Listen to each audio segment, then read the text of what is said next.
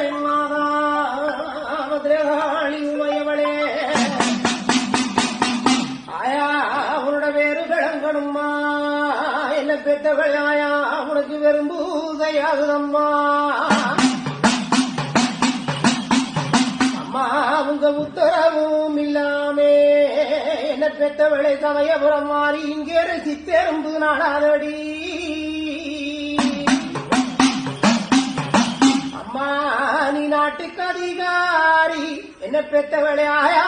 இந்த நாயகன் பாரம்மா அம்மா ஊருக்கு அதிகாரி என்ன பெத்தவளை ஆயா எங்க உத்தமியகன் பாரம்மா